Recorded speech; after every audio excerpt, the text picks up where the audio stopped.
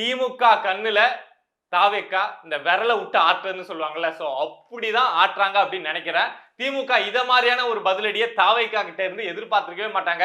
விஜய் வந்து சந்திச்சாரு, சிஎம் ஆன உடனே ஸ்டாலினை வந்து சந்திச்சாரு, ஒரு சாஃப்ட் டோன் எடுத்துருவார் போல, நமக்கு எந்த பிரச்சனையும் இருக்காது போல, அதிமுக ஆட்சிக்கு வந்தா நமக்கு ஒரு பிரச்சனையும் இருக்காதுல்ல, சோ அதே மாதிரி இவங்க ஆட்சிக்கு வந்தாலும் நமக்கு ஒரு பிரச்சனையும் இருக்காது போலன்னு நினைச்சுக்கிட்டு திமுக இருந்திருப்பாங்க.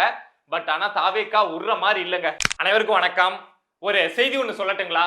ஆளுங்கட்சியின் மிரட்டல் உருட்டலுக்கு திமுக பயப்படாது.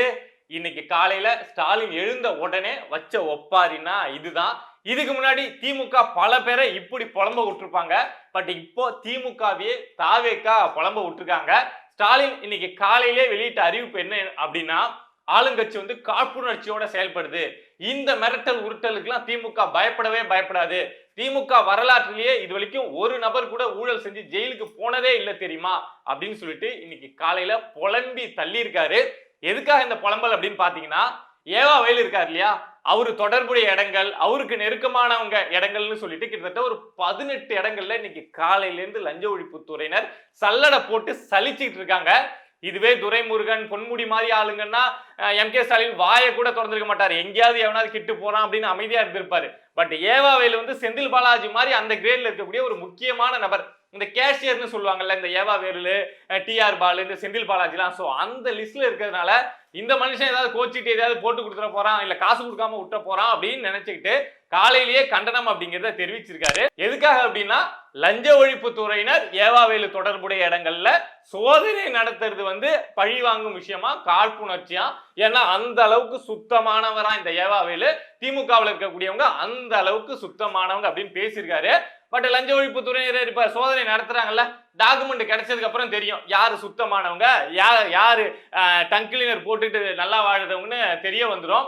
எதுக்காக இந்த லஞ்ச ஒழிப்பு துறையினர் வந்து இந்த சோதனையை நடத்துறாங்க அப்படிங்கிற செய்தி வெளியாயிருக்கு அப்படின்னா, நம்ம பொதுப்பணித்துறை அமைச்சரா இருந்தவர் ஏவா வேலு தெரியும். நிறைய அவரால் முடிஞ்ச அளவுக்கு எந்த அளவுக்கு ஆட்டையை போட முடியுமோ அந்த அளவுக்கு சத்தமே தெரியாம போடக்கூடிய ஒரு வல்லமை படைத்த நபர் இந்த ஏவா வேலு. சோ அவர் வந்து நிறைய இடங்கள்ல ரோடு போட்டது, இல்ல பொதுப்பணித்துறையில நிறைய விஷயங்களை வந்து ஆட்டையை போட்டது, இதெல்லாம் ஓகே தான். ஒரு விஷயத்த செஞ்சு ஒரு 100 கோடி ரூபாய் ப்ராஜெக்டை செஞ்சுட்டு அதுல ஒரு 50 கோடி 60 கோடி ஆட்டையை போடுறது அப்படிங்கிறது ஏவா வேலு எத்தனையோ விஷயங்கள்ல செஞ்சிருக்கலாம். பட் அதுல அங்க பிரமிப்பு கிடையாது. என்ன பண்ணிருக்காங்க அப்படின்னா, இந்த அதிகாரிகள் தானே, பொதுப்பணித்துறைனா முக்கிய அதிகாரிகள் தானே அந்த வேலையவே நடத்துவாங்க. இவங்க எல்லாம் சேர்ந்துக்கிட்டு ஒரு 4 இடத்த, முக்கியமான இடங்கள்ல 4 இடத்த தார் சாலையே போடாம போட்டுட்டோம் அப்படின்னு சொல்லிட்டு இவங்க கணக்கு காட்டி பில்லு எடுத்திருக்காங்க. சோ அந்த அடிப்படையில இப்போ இந்த லஞ்ச ஒழிப்பு துறையினர் சோதனை அப்படிங்கிறது நடந்துட்டு இருக்கு. இது சம்பந்தமா 11 பேர் மேல 4 இடத்த தார் சாலை போட்டுட்டோம்னு சொல்லி போடாம நீங்க பில் எடுத்திருக்கீங்கல்ல அப்படின்னு சொல்லிட்டு 11 பேர் மேல லஞ்ச ஒழிப்பு துறையினர் வழக்கு பதிவு செஞ்சுட்டு அந்த அடிப்படையில என்ன டாக்குமெண்ட்ஸ் கிடைக்கும், என்னென்ன ஃப்ராட் வேலை எல்லாம் பண்ணிருக்காங்க அப்படின்னு சொல்லிட்டு ஏவா வேலுக்கு தொடர்புடைய இடங்கள் சென்னை, இல்ல அவருக்கு இந்த இன்ஜினியர்ஸ் எல்லாம் இருப்பாங்கல்ல கீழே, இந்த சாலை போடுறதுன்னா அதுக்கு இன்ஜினியர் இருப்பாங்கல்ல, சோ அத மாதிரி திண்டுக்கல்ல இருக்கக்கூடிய ஏவா வேலுக்கு நெருக்கமான இன்ஜினியர் அப்படின்னு சொல்லிட்டு சல்லடை போட்டு 18 இடங்கள்ல லஞ்ச ஒழிப்பு துறையினர் காலையிலேருந்து செதுக்கி வேலை செஞ்சுட்டு இருக்காங்க.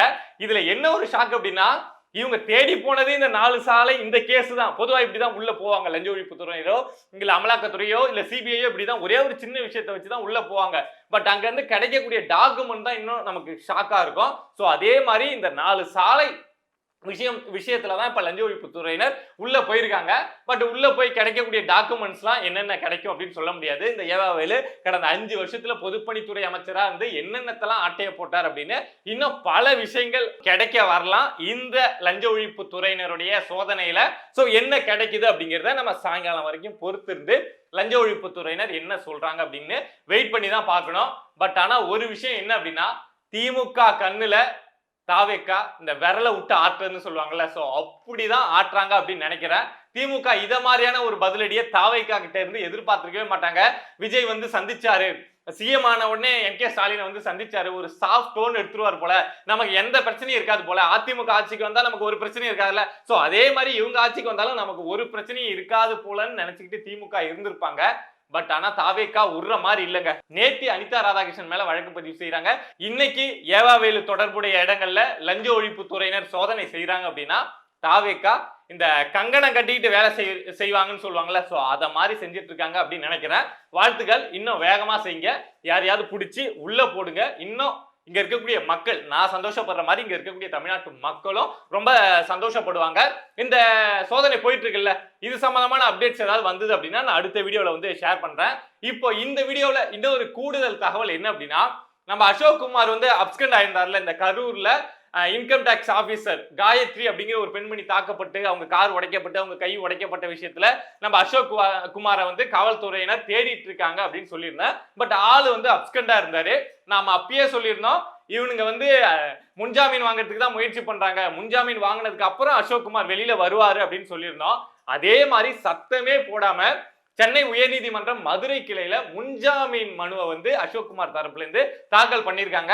ஏன் மதுரையில பண்றாங்க அப்படின்னா, இது கரூர் சம்பவம் அப்படிங்கிறதுனால மதுரை அந்த ஜுடிஷியல் அந்த சைட்ல தான் வரும் அப்படிங்கிறதுனால அங்க பண்ணிருக்காங்க.